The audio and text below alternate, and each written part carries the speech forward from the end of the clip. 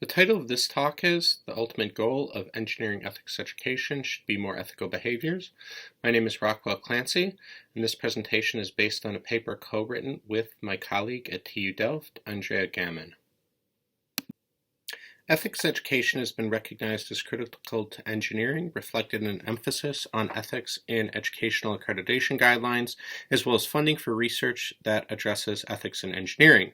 Curricula have tended to take an applied and case-based approach where professional engineering codes and/or philosophical ethical theories are introduced, which are then used to resolve questions that arise in cases concerning engineering and technology. In recent years, however, there's been a proliferation of novel approaches, as well as disagreement concerning the form engineering ethics education should take, and criteria for determining what would count as success. In part, this confusion stems from disagreements about the goals of ethics education. Ethical knowledge, sensitivity, awareness, reasoning, judgments, and behaviors have all been proposed as educational goals, and different measures have been used to assess these, although it remains unclear how these outcomes are related. Empirical research and educational curricula have lacked a unifying theoretical framework and research agenda, impeding the development and promulgation of best practices.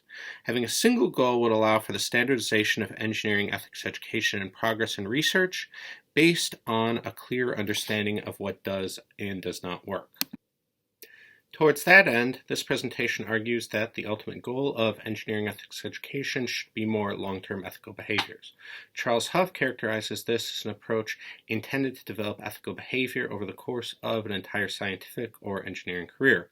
To achieve this objective, however, engineering ethics must more fully engage with the field of empirical moral psychology.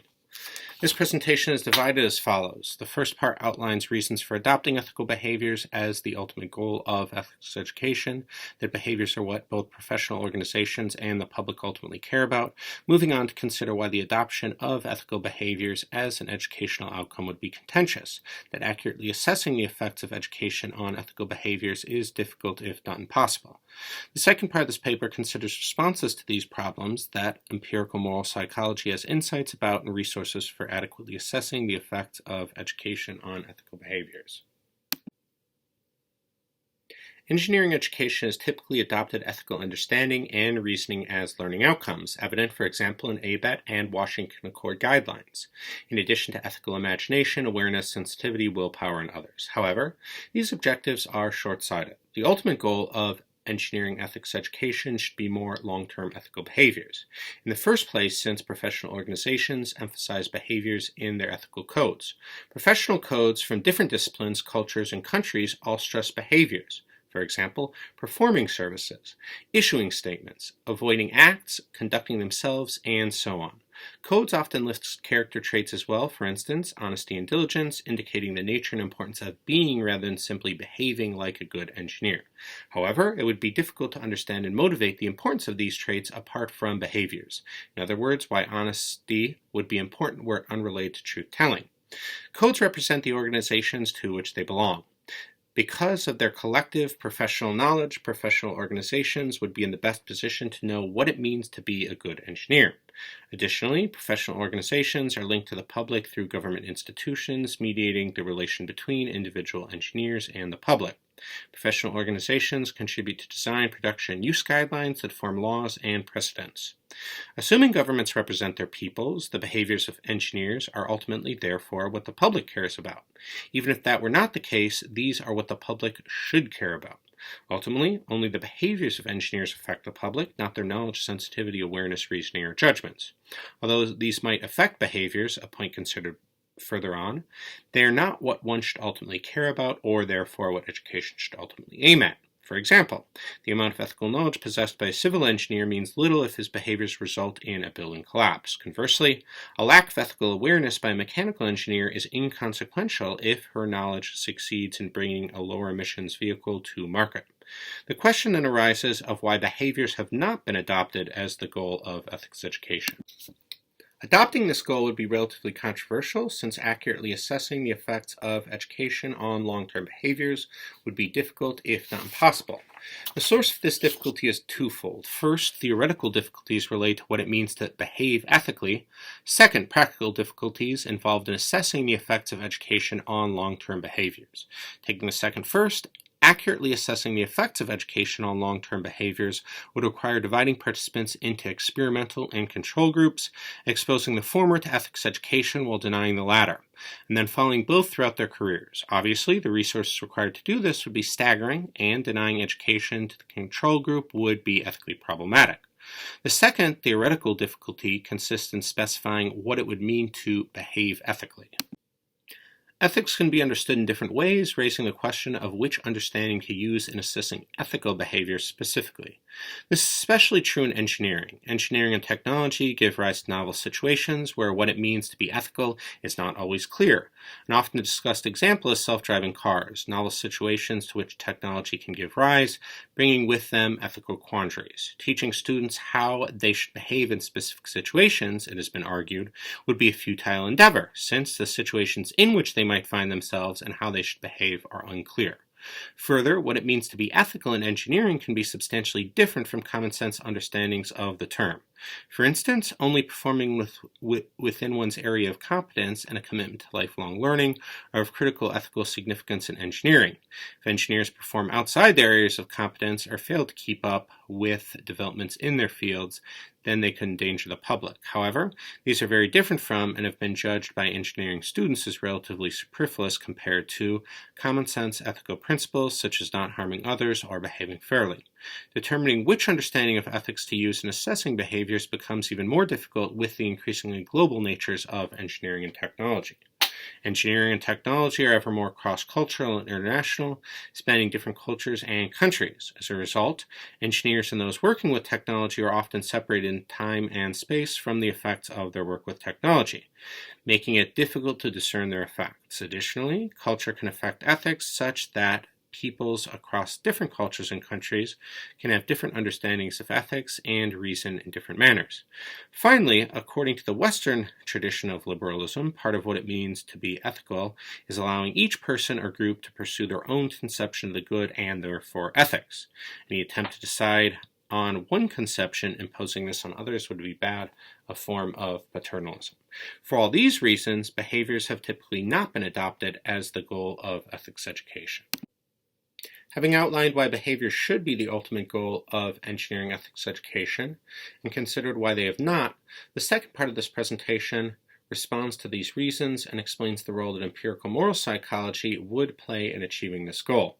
First, regarding practical difficulties, although it would be difficult to assess the effects of education on behaviors, proxies could be identified and measured, and work in empirical moral psychology could assist in this endeavor. This might include assessing ethical reasoning and understanding, as has been done, although not necessarily. If ethical reasoning alone resulted in more ethical behaviors, then professional ethicists, arguably the most skilled in ethical reasoning, would behave more ethically than other groups. However, research has consistently failed to find evidence to support this assumption. Although a relation between ethical reasoning and behaviors exists, it is only a weak one and its nature remains unclear. A growing body of research has found that ethical judgments are neither exclusively nor primarily the result of ethical reasoning, and that behaviors are affected by unconscious environmental factors. Pulling on this work, some have argued unethical behaviors are less the result of individuals making reflective, rational decisions to behave unethically, and more the result of an inability to see situations and behaviors as having ethical import, resulting from the nature of human cognition, a form of bounded cognition called ethical fading. On this view, ethical fading could be combated with ethical framing, expectations of encountering ethical issues, and a motivation to behave ethically, thereby raising awareness and facilitating action. By determining which factors are related to ethical framing, curricula would be in a better position to target these factors, thereby ensuring more ethical behaviors.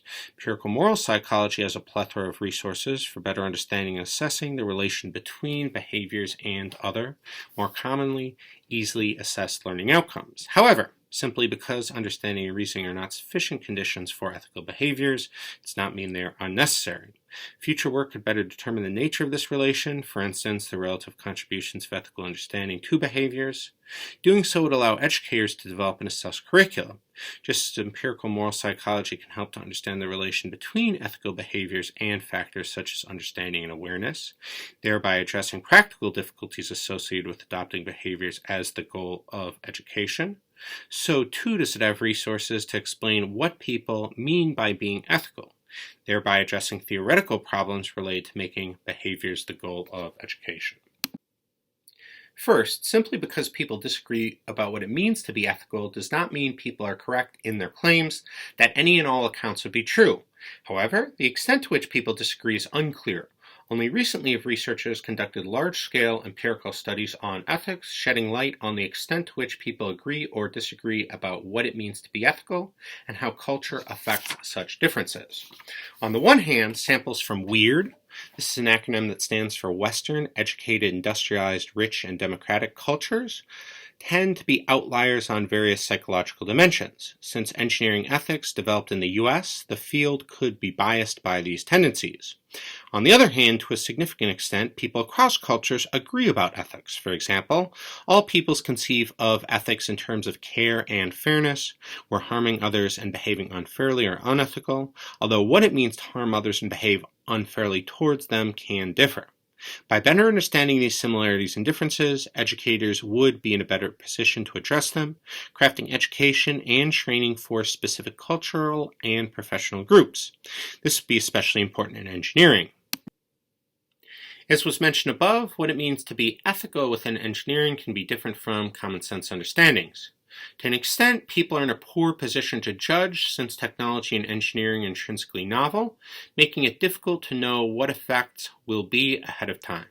However, by better understanding how people think about technology and what they consider right and wrong, educators and policymakers would be positioned to anticipate and respond more effectively to problems as they arise. For example, the Moral Machines Project sheds light on how people think about the ethics of autonomous vehicles, as well as the effects of culture and nationality on these judgments. Next, claiming the ultimate goal of ethics education should be ethical behaviors does not mean that curricula need to or should teach specific behaviors. Rather, it simply means that decisions about what is taught, assessed, and how are guided by the ultimate goal of increasing ethical behaviors. As was mentioned above, findings from empirical moral psychology can help to make these decisions. For instance, the extent to which curricula should focus on cultivating ethical reasoning or empathy, and how these two activities should be related. Third, liberalism's apparent neutrality regarding different competing understandings of ethics and the good is a myth. Liberalism's neutrality is itself the result of a value judgment, guided by a conception of that which is desirable. This conception is based on an understanding of personhood in liberal terms, although it is not clear that this understanding of personhood is correct or that it is shared across cultures. Regarding engineering ethics specifically, professions are never value neutral. They exist to provide society with goods deemed indispensable, such as education in the case of teaching and health in the case of medicine. As a profession, engineering is no exception. Its existence implies judgments regarding that which is valuable. Finally, engineering and technology are not themselves value neutral. Engineering and technology exist to make the world a better place, or at least leave it no worse off. Were this not true, no one would want the goods and services for which engineers are responsible, and engineering would cease to exist. Hence, engineering and technology can be used as touchstones for formulating common ethical guidelines. Although engineering and technology are affected by cultural values and national policies, in all times and place, they exist to achieve similar ends. How they do so might differ, but they are guided by common goals and therefore values. In conclusion, a growing consensus exists that ethics should be central to engineering. However, there's ever more disagreement about the form engineering ethics education should take.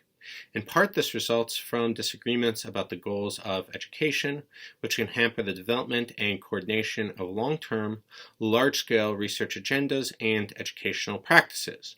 To address these issues, this presentation has argued that long-term ethical behaviors should be the ultimate goal of engineering ethics education, but that engineering ethics must engage with empirical moral psychology to make this possible. Behaviors are what professional organizations and the public ultimately care about. These have generally not been the goal of education, since it is difficult to know what behaving ethically would mean and hard to assess the effects of education on long-term behaviors. Instead, curricula have tended to focus on ethical understanding and reasoning, despite it being unclear whether these result in more ethical behaviors. Empirical moral psychology has resources for understanding what people think about ethics, how judgments converge or diverge, why, and the relation between ethical awareness, motivation, knowledge, and behaviors. Claiming that ethical behaviors should be the goal of education does not mean that curricula should consist merely in telling people how to behave in given situations. Behavioral guidelines for ethical engineering can be derived from the value dimensions of engineering itself, which transcend and can guide engineering activities in different national and cultural contexts.